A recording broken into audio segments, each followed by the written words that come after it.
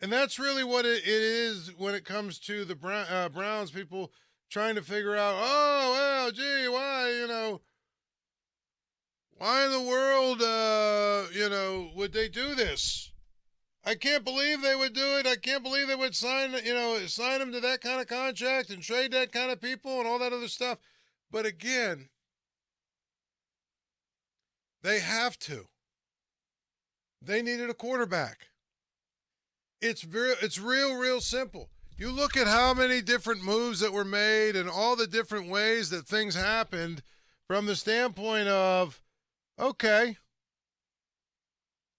the Broncos gave up a ton to get Russell Wilson. The Green Bay just gave Aaron Rodgers $50 million a year. The Colts just traded for Matt Ryan. It's just one of those things where you have to have a quarterback to win. And the Browns, for too long, have not had a quarterback. They haven't had a good quarterback. They haven't had somebody that they can rely on to win games.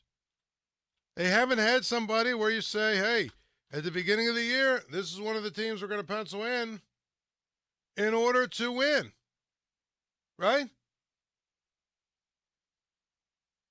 And so what I'm trying to say is, I don't think that what the Browns did was all that radical.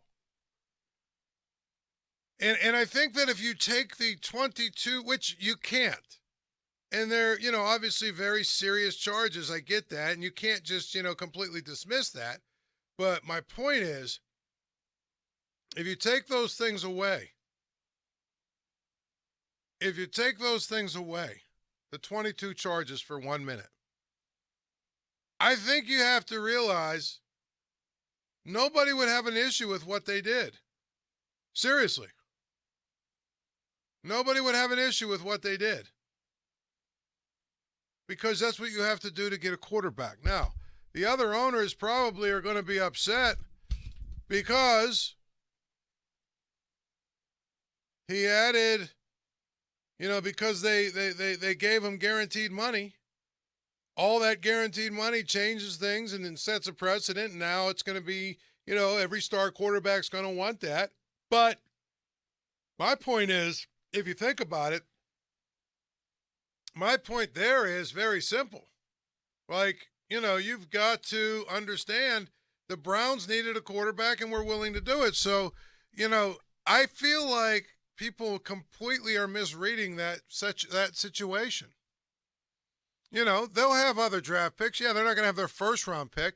But would you rather have 2 first round picks or would you rather have a 26-year-old, potential franchise quarterback?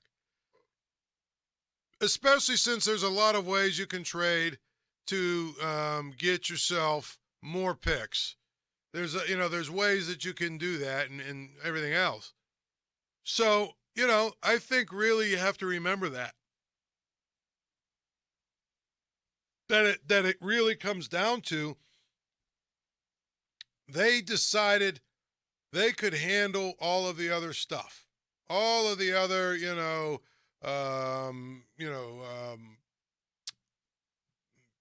public relations nightmare, the protests, the people that are going to rip them. They figured that they decided they could handle all of that because it's what they needed to do to get a quarterback. And then, I think the one thing, and Anthony in Oakland makes a good point all the time. You've heard that saying, that they can a grand jury can indict us. They can indict a ham sandwich. In other words, when you bring the evidence in front of a grand jury, the prosecution pretty much is the only person that talks, and they are in a situation where they are able to they're able to present their case, and for the most part, 90% or what, I think it's some ridiculous number, even more than that. There's an indictment that comes through.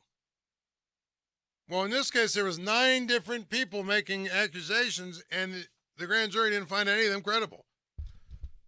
And that was without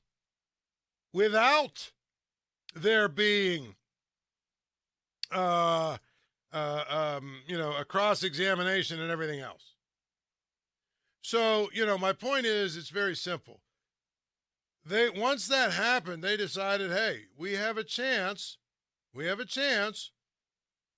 we can actually bring this guy in, and maybe all of the other charges are going to go away as well. Period.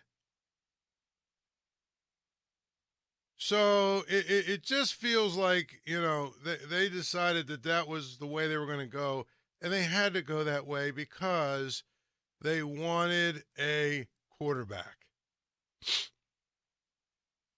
And, I don't know what's true and what's not true. I am personally, people have asked me if I was an owner, if I was the Browns owner, as badly as I needed a quarterback, I wouldn't bring a guy in unless all of these things were resolved. But with 22 cases hanging over his head, and it's just not a very good look. It's not a situation I would be interested in getting in, but I understand why the Browns did it. I also understand that, you know what, they're going to live with whatever that comes out of this. They're going to have to live with it. Right? And so I know me, I doubt I would probably have gone and said, yeah, we're gonna trade for this guy and give him all this money and everything else. But I understand, and I'm sure there were a number of teams that did. A number of teams that were basically, saying, hey, we're going to pass on this guy for a lot of reasons, but that's one of them. And, I think it's important, really, to note that, there are people saying, oh, well, this just proves that, the NFL doesn't care about. No, it's not that. There's a number of teams that probably did care about it. But there's also probably a number of teams who, were willing to take the risk. I don't think the Steelers were going to take the risk. I don't think the Steelers were going to take the risk. But some other teams were. And the Browns were one of them. That's just what it comes down to.